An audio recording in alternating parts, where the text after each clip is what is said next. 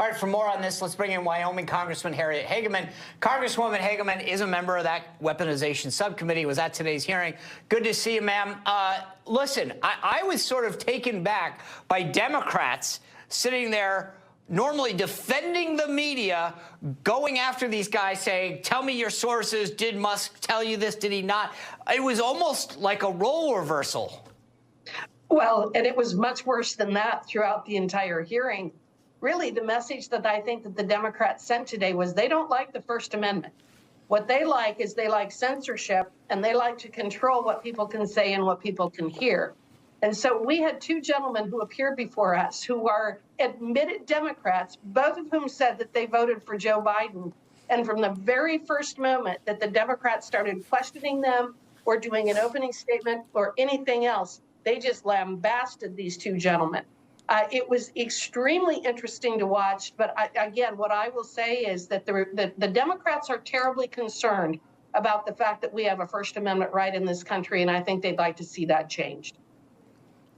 You know, it's interesting, Congresswoman, because you guys have such a big task in front of you, because it's not just social media giants. There are so many different entities that you guys are looking into. So where are you in the process of these hearings right now? Well, we're walking from one subject to the next. So we've now been talking about the First Amendment in the first two hearings. One was, as you referenced just a moment ago, the federal government's effort to suppress the First Amendment rights of citizens of this country by proxy. They were using Twitter and Facebook and other media organizations to not only stop people from being able to speak, but to stop all of us from hearing from people as well. And you get both sides of the coin in terms of the First Amendment. So we had Jonathan Turley on, for example, and a couple of senators in Tulsi Gabbard a couple of weeks ago. Now we're looking at the Twitter files, and I can't even describe for you how much fodder we have, how much information we have.